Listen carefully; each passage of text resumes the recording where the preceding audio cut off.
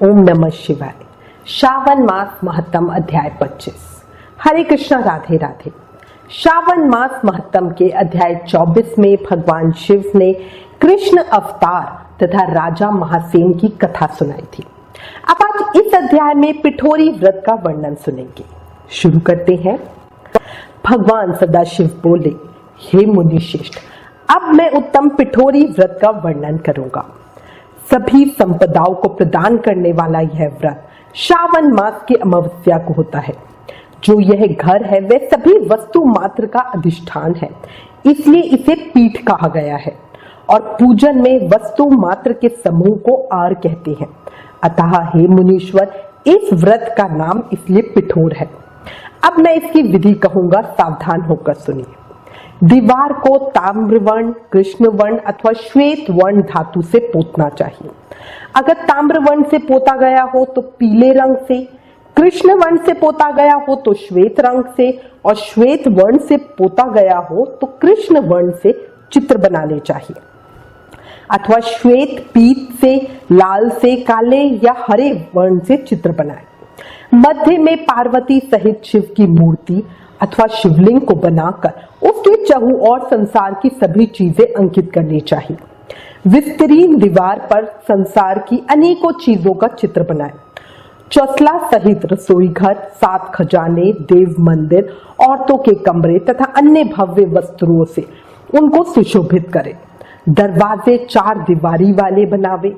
वहां पर गऊ, भैंस, घोड़े, ऊंट, हाथी, पालकी तथा अन्य प्रकार की गाड़ियां, पात्र, खाट, खटोले, पीढ़े, शैया, तकिए, मसनद आदि भी हो।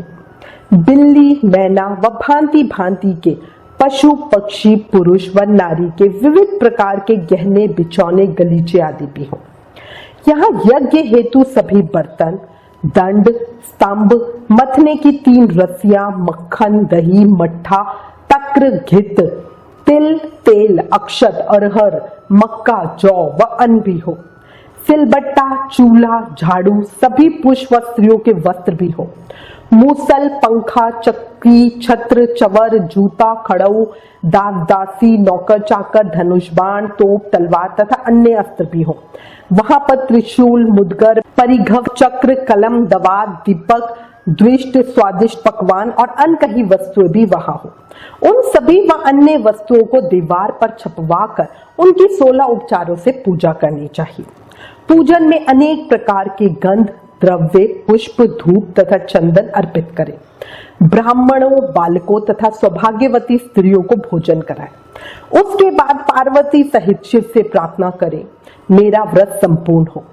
हे साम शिव, हे दया सागर, हे गिरीश, हे चंद्रशेखर, इस व्रत से प्रसन्न होकर आप हमारे मनोरथ पूर्ण करें। इस प्रकार 5 वर्ष तक व्रत करके बाद में उद्यापन कर देना चाहिए। इसमें घी तथा बिल पत्रों से शिव मंत्रों के द्वारा होम होता है। एक दिन अधिवासन करके सर्वप्रथम ग्रह होम करना चाहिए। आहुति की संख्या 1008 अथवा 108 होनी चाहिए। हे वत्स, उसके बाद आचार्य की पूजा करें और भूय से दक्षिणा दें। इसके बाद व्यक्ति इष्ट बंधुजनों तथा कुटुंब के साथ स्वयं भोजन करे। ऐसा विधान किए जाने पर मनुष्य सभी कामनाओं को प्राप्त कर लेता है। इस लोक में जो जो वस्तुएं उसे परम अभिष्ट होती हैं, उन सभी को वह पा लेता है। हे वत्स, मैंने आपसे इस उत्तम पिठोरी व्रत का वर्णन कर दिया। इस व्रत के समान सभी मनोरथों तथा समृद्धियों को प्रदान करने वाला और शिवजी जी की प्रसन्नता करने वाला ना कोई व्रत हुआ है और ना तो होगा। मनुष्य इस व्रत में दीवार पर जो जो वस्तुएं बनाता है उसको निश्चित रूप से पा लेता है।